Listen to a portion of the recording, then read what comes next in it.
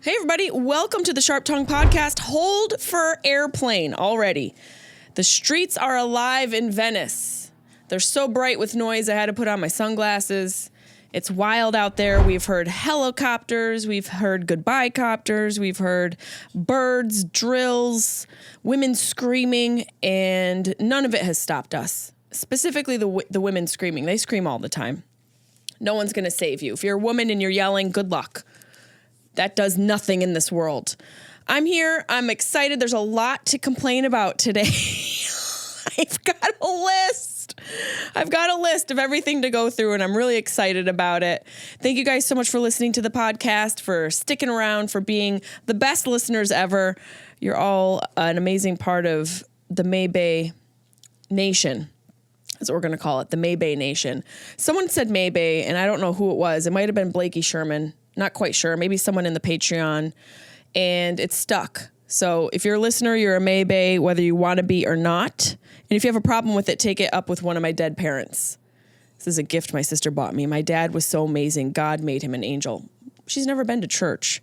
So apparently when people die, you become religious, which it can happen. Lose a parent, find God. I'm here for it. Jesus is my new daddy. That's a good soundbite. I'm in a silly mood. I've been in a sillier mood each day that I let go of something from the day before. And the podcast has really helped me let go of stuff. I realize that. It's a way to come on and talk about my life and sort of work through the things that bother me. But first, before we get too deep, you guys aren't going to believe what happened at my Netflix show for the Netflix is a Joke Fest. It was wild. It was absurd. It was completely disrespectful. It was audacious. The amount of audacity in the moment was astronomical, and I'll never forget it. In the 20 plus years that I've been doing this, I've never experienced anything like this, and a few of my friends who were on the show also shared that same emotion. So we'll tell you about that at the end. A few things. One, I was talking about the Grand Canyon. Showed you guys a bunch of photos of the beautiful Grand Canyon. If you haven't been, I highly recommend it. I don't know. I don't think it's one of the 7 wonders of the world because I'm pretty sure we know what the heck happened there and don't need to wonder too much. It is an amazing place to visit. I can't believe I forgot to mention the photograph that I took of a wheelchair I found at the edge of the rim of the Grand Canyon. I don't know where this person came from. I don't know where they went. But as my man and I are walking along the rim, we just see a wheelchair, an empty wheelchair. And I thought, well, that can't be good. Where did that person go?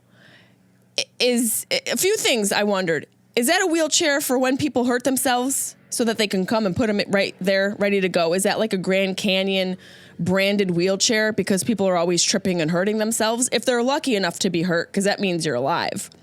So is that like a Grand Canyon standby wheelchair? Or was someone in the wheelchair wheeled up to the rim and said, fuck it, and just decided to throw themselves over the edge? That's where my mind went. Neither of those things are probably what happened, but that's what I thought. And I couldn't believe that when we were talking about the Grand Canyon and I was telling you about my trip that I didn't even think to bring that up. I just wanted to do a little update because I was like, I don't think I mentioned the wheelchair at the rim of the Grand Canyon, and I hope that person's okay. If not, Godspeed, not speeding too much because you're in a wheelchair, but Godspeed as much as you can. Godspeed as much as you can. I was proud of myself because I did something I don't normally do, and the women who listen to this podcast will appreciate it. I got my hair done, and I can't stand getting my hair done. Something happened in quarantine where I stopped getting my hair done. And this isn't like a groundbreaking topic. It's just something that I was thinking about that changed in my life. I used to get my hair colored every 4 months, 5 months to the day. It was a consistent thing. It was a part of my ritual, my self-care ritual, if you will. And I got it done regularly, and I don't do it anymore. And my hair grew like a weed during quarantine, and I stopped getting my hair colored. And then I went and got my hair colored. And there's this weird thing that happens where you go in right before you go in to get your hair done. For me, My hair looks amazing. It's looked the best it's ever looked. It's never looked better. I go to sit down in a hairstylist chair. My hair is the best it's ever been. After the appointment is done, I can't stand it. I can never stand it. Whenever my hair is done, I don't like it. I hate it. I hate it immediately. There's something about getting my hair done where now I don't like it. I don't like what you did. I don't like the color. I don't like anything because I think I got so used to not doing it that if it's not perfect, I'm furious. But something that's different for me is I never used to say I didn't like my hair. I just would accept the fact that I didn't like the way they did it. And I would leave unspoken. No critique for this hairdresser. No feedback, which I think is important. Feedback is important.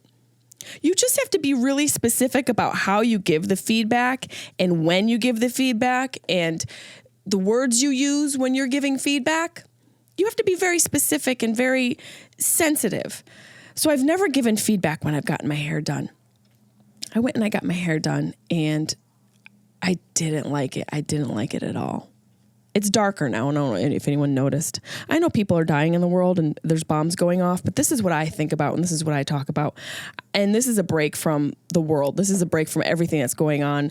And this topic is completely arbitrary to everything else. But for me, it's actually detrimental. So I got my hair done and I didn't like it. And I actually told the woman. And I had that moment afterwards where I was like, can I see the mirror? And I just looked in the mirror for like 45 minutes, finding different angles, just trying to find one strand of hair where I could go, this is a good one. This one strand is good. But I couldn't find one strand of hair that I liked. And so I just was like, okay, I see what you did. I see you did something. Something was done. But I told her, I said, I don't like it. I said, I can tell you're a good hairdresser. And she really was and is a good hairdresser. And I've gone back to her since. And she's a lovely woman, very sweet, sweet woman.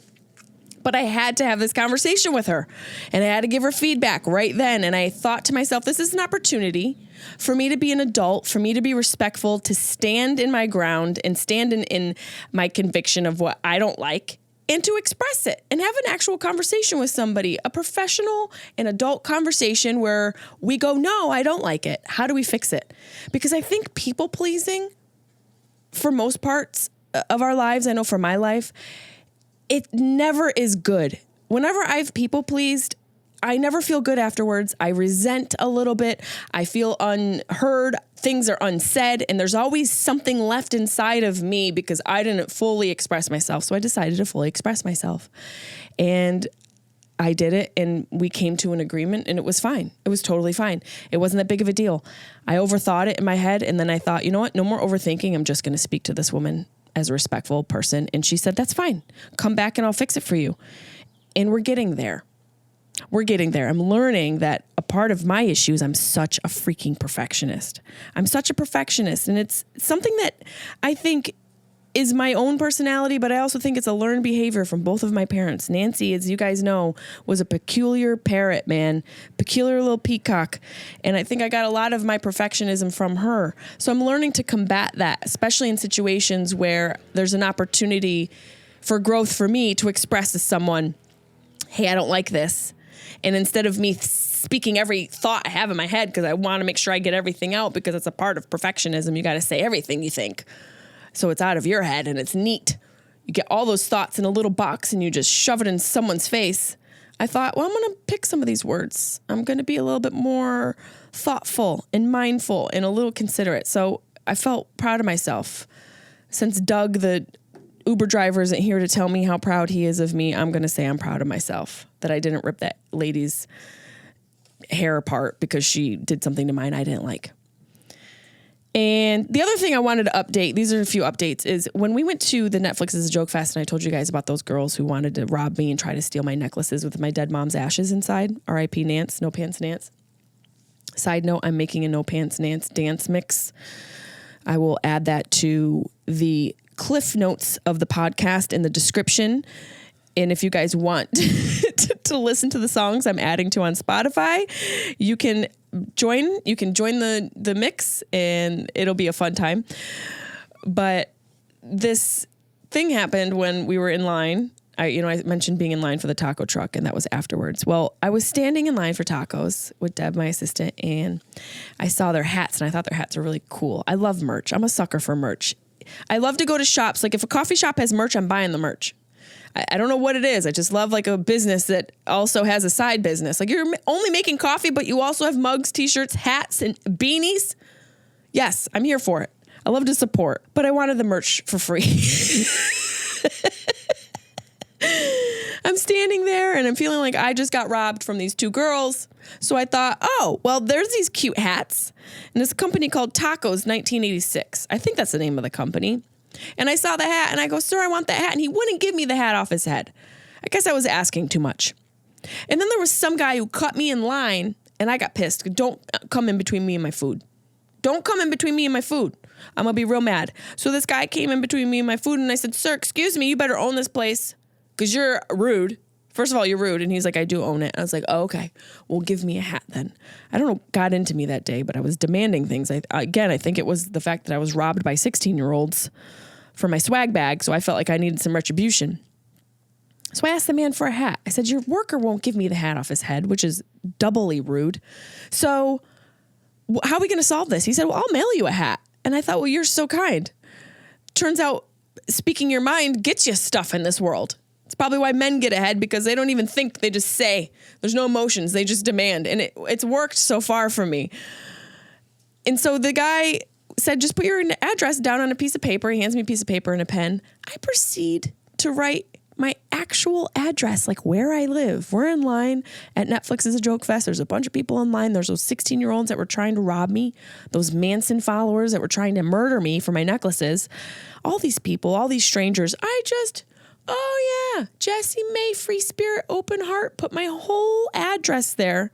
We turned to walk away and Debbie goes, did you just put your actual address and leave it on the table back there? And I went, rah. So I went back, grabbed the piece of paper, crumpled it up, threw it in the trash, got another piece of paper, wrote the address, and this showed up today, baby. Pew, pew, pew. So shout out to Tacos 1986 for the swag and for not robbing my house. See, you giveth and you taketh.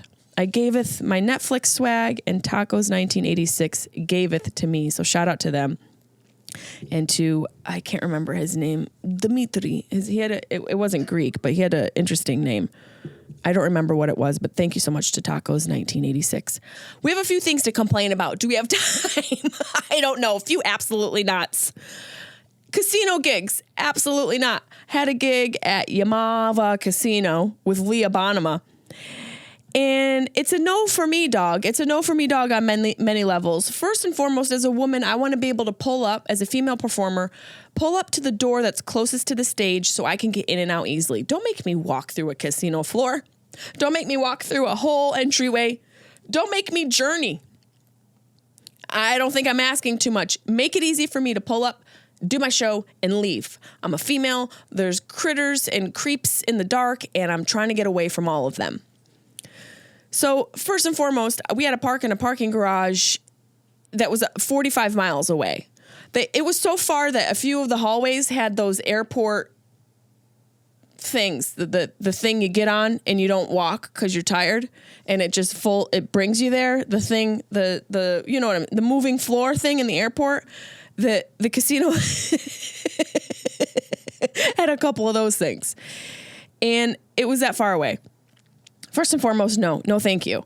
Absolutely not. Please don't make me walk so far. I don't want to break a sweat before I have to get on stage. Secondly, the host was a half an hour late.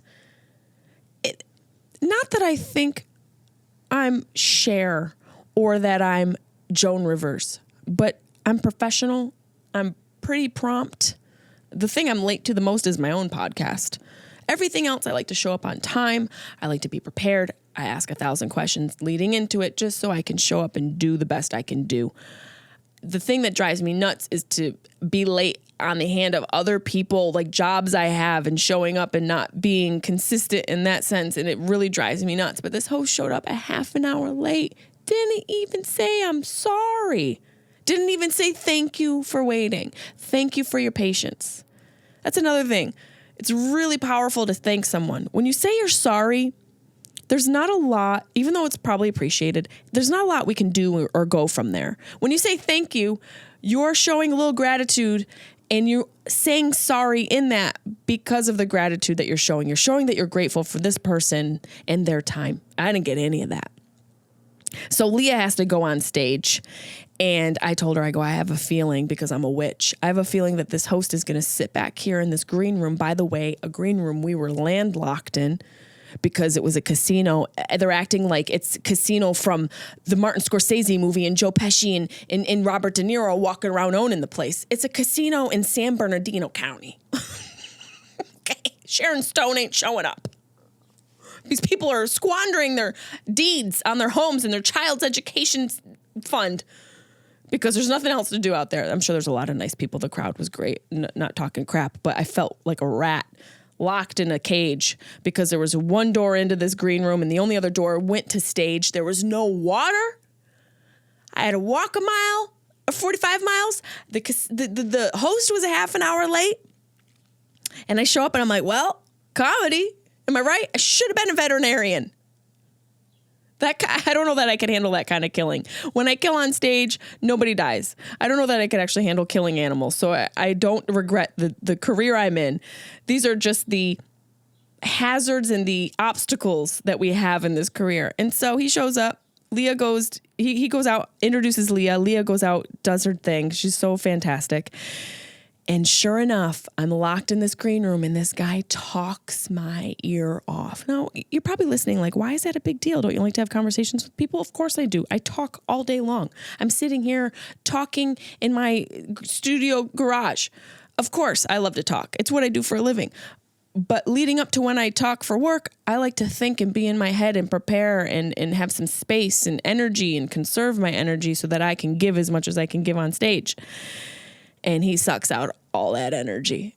It didn't even, so unaware, doesn't thank me for making me late, and then proceeds to tell me all the things that he's got going on in his career, not asking me one thing about myself. It felt like a date in LA. It's like, get me out of here. Is there an ocean nearby I can walk into? So I go, how do we get out of this green room? And he's like, you can't, that door alarm will go off if you go through it. I go, cool. And I go through it. And the alarm goes off. I don't care. I'm used to setting off alarms. Have you seen me? Have you heard me? I walk into a room and I set off everyone's inner alarm because they see that the joy machine is on her way. I am a joy machine that sets off an alarm in your heart and your soul because you know you're about to have a good time. So I had to get out of there because he was sucking out all my energy. So for casino gigs, I say, no, thank you. Absolutely not. For your late hosts that are rude, for your long ass hike, for your crappy meal choices, frozen pizza. That's only allowed in my house on Monday nights when I'm hanging out with my dogs. I only have frozen pizza in my home. When I go outside of my house, if I have to put clothes on and maybe a rouge and some lipstick, your pizza better be fresh. So to casino gigs, I say absolutely not. But thank you so much for having me. Hopefully I'll be back. And as we were driving home, I don't know if Leah had an opportunity to send me a voice note. Leah and I drove home from this gig. No, she didn't.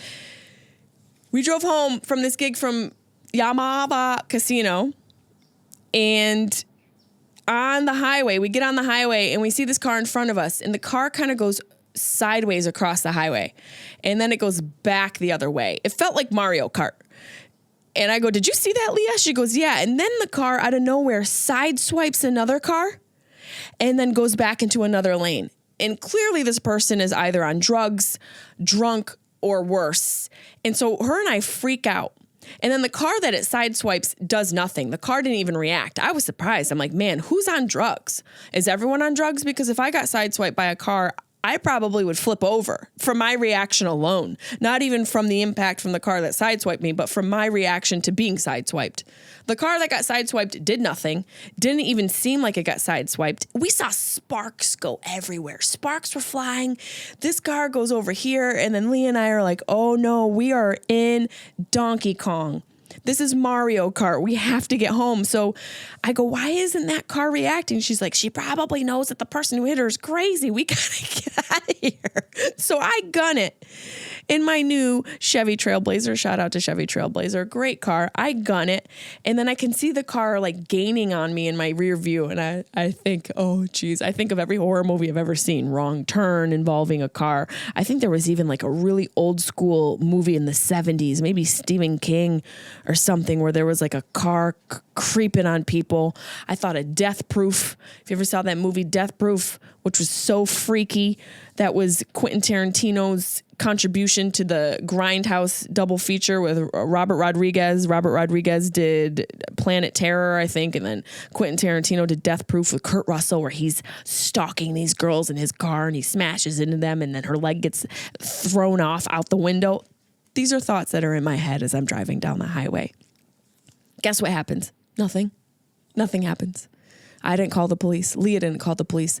The car that got hit was driving along the highway. They exited fine. The car that hit somebody pulled off, did his own thing. Nothing happened. This is LA. This is LA. This is what LA does to you. This is what living in a city that is so vast with so much crime and so minimal accountability does to you. I look at Leah, I go, why didn't we call the cops? She's like, what are we going to do with the cops if they come? What are we going to say to them? We saw someone hit someone and they're going to be like, what was the car? We don't even know what the car was. We don't even know what the make of the car was. So I don't know if it's a crime to not report a crime. And so I say all this to you allegedly. This allegedly happened. And if anybody knows what I'm talking about, please email me at jessimaepelusocomedy@gmail.com and we can discuss it.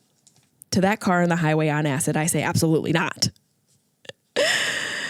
Another absolutely not. I got another check in the mail, guys.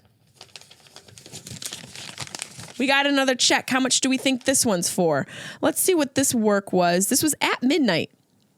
Wow. I haven't filmed at midnight since like 2016. I can't imagine how much this check is for. SAG-AFTRA at midnight residuals. See, you hear residual, you're like, ooh, we're gonna go on vacation.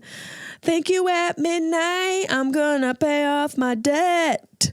I'm gonna put a deposit on a house. The check is for 3 cents. 3 cents. 3 cents. Check is for 3 cents. To at midnight, I say absolutely not. Are you kidding me? I could get 100 of these checks and it still won't make a difference. This is insane.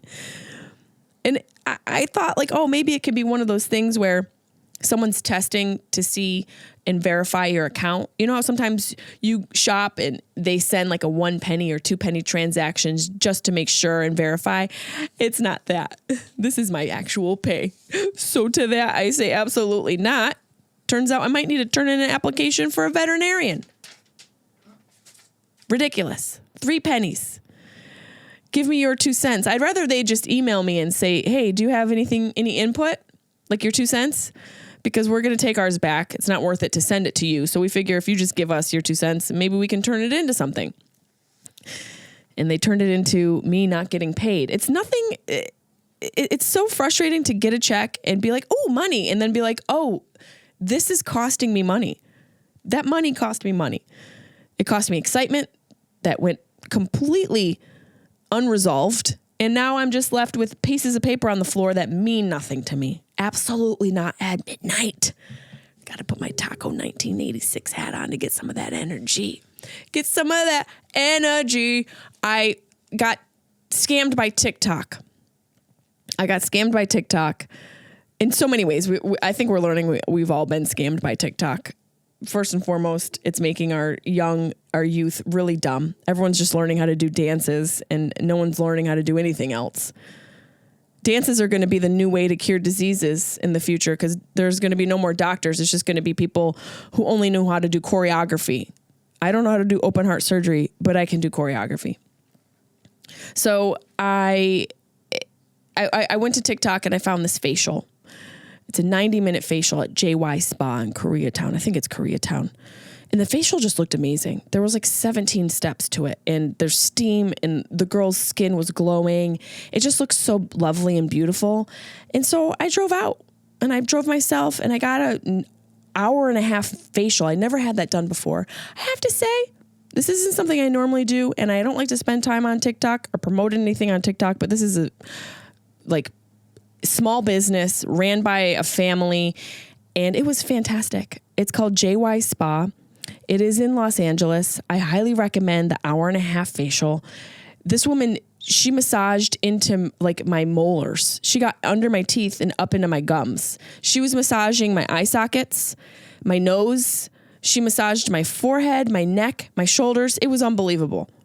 I felt like I wanted to tell this woman secrets when I was done, because she felt like some sort of like body working witch, like a face witch.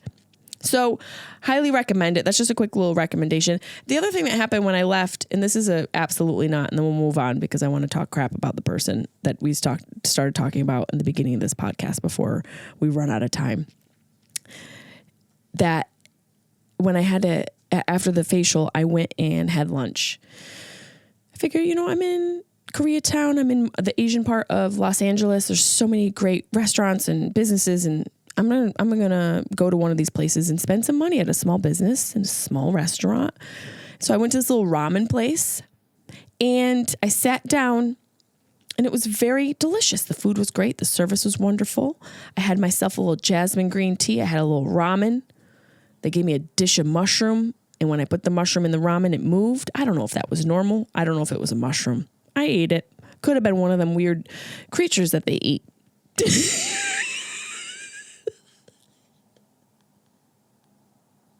I don't like when you're about to eat something and it's moving. Why? Mukbang? What's mukbang? What's happening? Mukbang? Now we're just watching people eat. Mukbang.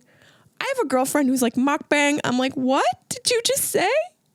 What's mukbang? It sounds like something inappropriate, and it is. But there's a certain culture and there's like a certain trend happening where there's like food that moves. Why is the food moving?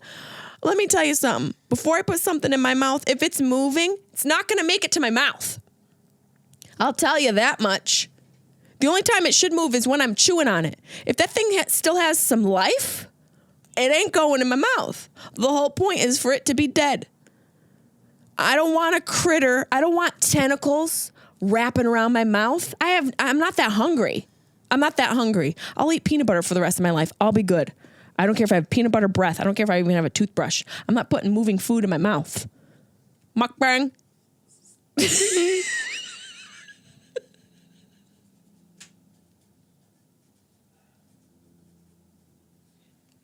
The thing is that's not even mukbang. But people are filming themselves eating. Everyone needs to get out of the house. Get out of the house. Because if your entertainment is someone shoving moving food into their mouth, you need some sunshine and a walk in nature. Mukbang.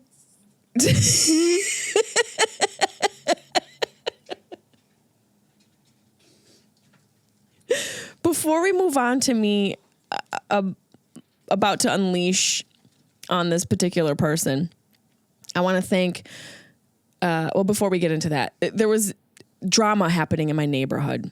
I was walking my critters, my Muttley crew, I call them. I was going to say Fozzie Bear. That's my dead dog. Chaplin the chicken, Bunny the bitch, and Carlin the moose, walking them around the hood. We walk them every day. And I saw this poster for a missing cat. I was like, oh no, a missing cat. And it says color black with white spots on his chest and belly. His name is Harvey. They leave a number. It said call or text with any information. We'll probably block that out as well. Basically, I saw this one poster. Then I saw 1,000 posters. I haven't seen this many missing person posters, and this was for a cat. They literally put it on every post in my neighborhood, every single post. And then I started to think, cats don't go missing. They leave. Dogs go missing because they're so dumb. Dogs are so dumb. They go missing. You open a door. They're like, ooh, a new room? When did we get a new room? Your cat is waiting for you to open the door. Your cat's laying, filing its nails like, I wonder when Stacy's going to open the door so I can plan my escape, so I can get out into the world, create new terrain, get into the world and get some more territory. Cats don't go missing. They leave your ass. Or the other option, a coyote gets them. Those are the only two options. But it's always a cat leaving you. And when the cat leaves you, it gets out there and a coyote gets it. So either way, your cat left you. So to Harvey's owners, Harvey said absolutely not. And he left your ass. He packed his little bag of catnip and fucking left. He was pissed. Probably because you fed him dry food. Cats don't want dry food. It's so boring. So I just thought that I felt bad. At first, I'm like, oh, Harvey's missing. And then I saw all the missing posters. And I was like, well, my mom never did this when she lost me in the department store at JCPenney's one time. Where were my posters, Nance? Not one poster. I don't even think she called anybody. She knew I would show up, but she didn't make an attempt to find me. This person, every tree, every poster, Harvey left you. So, well, for that reason, Harvey's out. Harvey said absolutely not. And I do hope he makes it home, but I doubt he will. He found a new home out in nature where he belongs. And I had a fun time where I belong on stage at the Netflix is a Joke Festival. It was an interesting festival this year. I got to do some different stuff. I got to host that Clash of the Casts, which was a blast. And I'll be posting about that this week on my socials. We took a lot of fun photos. And I felt like Steve Harvey. I channeled the Steve Harvey energy. But I had a lot of fun friends come out to the show. We actually had Renzo show up, who was featured in my TikTok video that we posted from the Chicago Zanies clip, where I picked on this cute couple and asked if he was a TikTok rapper. And it turns out he actually does work on TikTok. And he's a very successful entrepreneur, a social media entrepreneur and other things in that area. So him and his lovely girlfriend came out and they hung out with us. And that was so much fun. My lawyer showed up. You know you're doing okay if your lawyer's there to support you.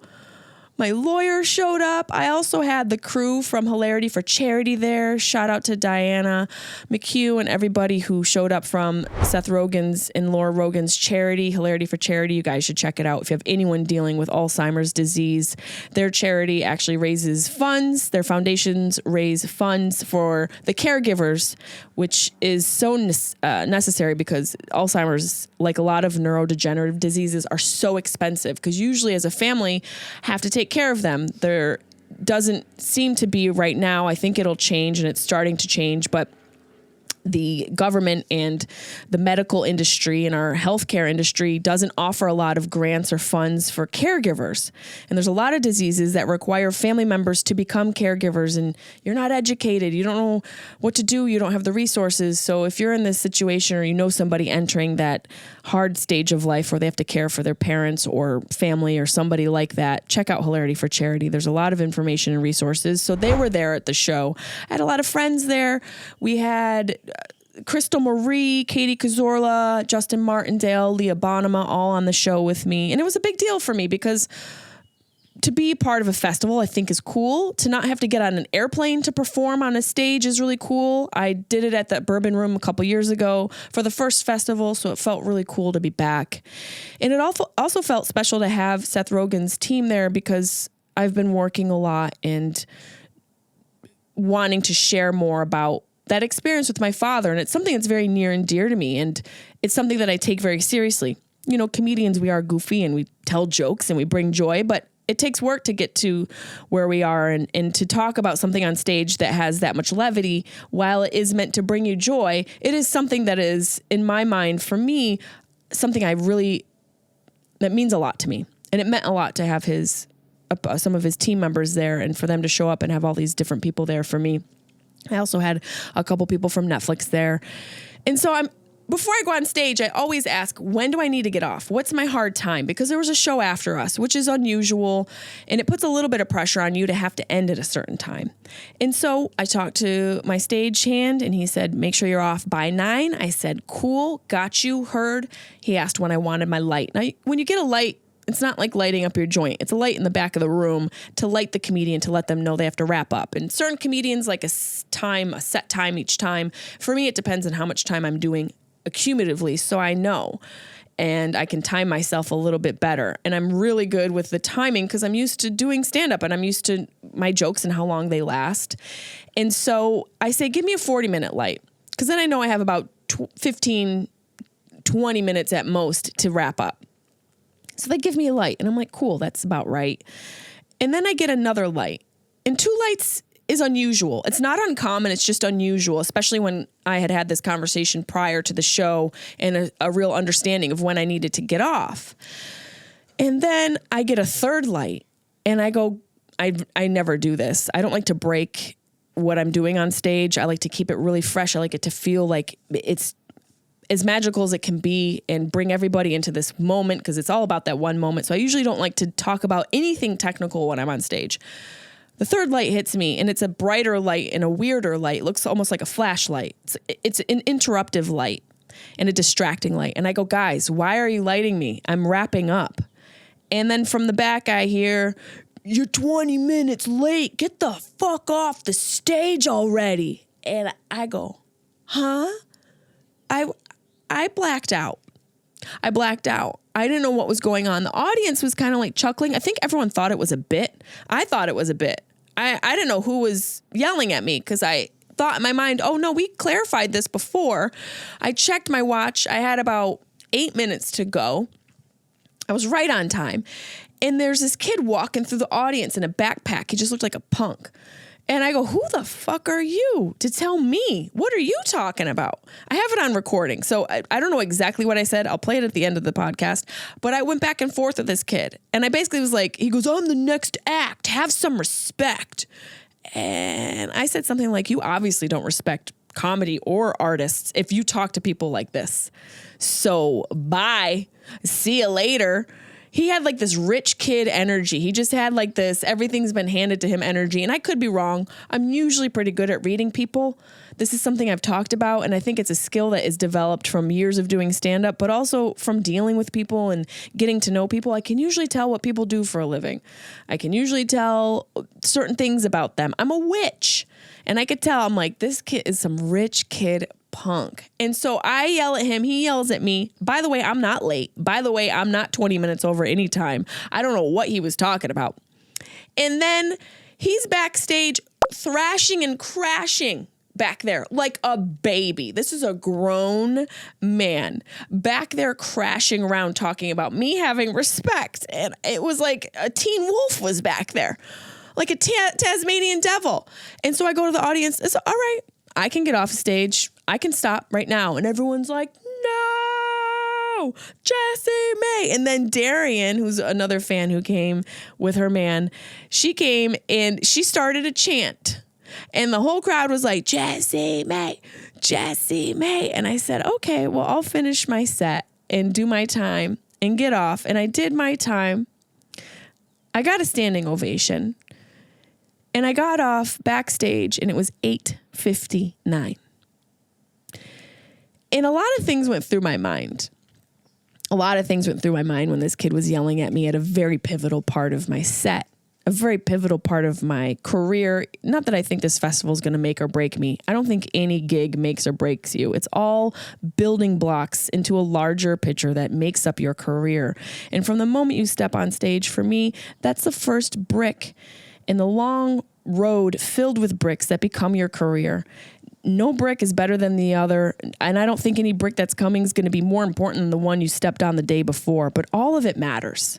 Somehow all of it matters. And for me, a lot of sacrifices and compromises have come with this. I've missed a lot of stuff. I've missed births. I've missed deaths. So I take it seriously. When I have a job and I'm there to bring joy to a room full of strangers, I take it seriously. I want to be professional. I want people to leave wanting more. And when someone comes into the room and disrupts that because they didn't get their ginkgo biloba that day, or their mom didn't pack their juice box properly, or maybe their Nike delivery didn't come on time, or maybe that they just were so sad because everything's so hard. It really kind of annoys me, but it also made me feel bad for him. that he felt comfortable enough to talk to me like that, because I doubt if I were a man, he would do that. I doubt if I were a man on stage, he would open his mouth. I doubt it. I highly doubt it. I doubt if I was even previously a man, he would say something. He felt comfortable enough to disrespect me, and that meant that he didn't respect me. And that meant to me that he didn't respect himself, and it made me feel bad for him. I felt bad for him. I go, oh, this is a sad person. This is a really sad person. And this is someone who doesn't understand the sacrifices and doesn't understand what it takes and doesn't respect what it takes. And he doesn't respect women. That's what I thought. All those thoughts came into my head, and I let everyone have it. I usually don't, but sometimes you have to fight. Sometimes you have to say what's on your mind in order to demand a certain standard for yourself, because no one's going to set that standard other than you. And I'm not trying to be preachy. I know it's probably coming off a little preachy, but I've worked really hard, and I think I put together a good show. And for this little punk in his JanSport backpack to walk through acting like he's better than me, hope he walks into a sewer grate. Hope he trips into a sewer grate. Hope he recovers, but I also hope he gets a little hurt. I'm obviously kidding, but everyone reached out to me the next day. Netflix, managers, my lawyer, and people asked me if I wanted him to have my email, because he wanted to email me, and I said no. He emailed me anyway. Another sign of disrespect. Respect me saying no. Maybe he didn't get that message, but that's not for me to figure out.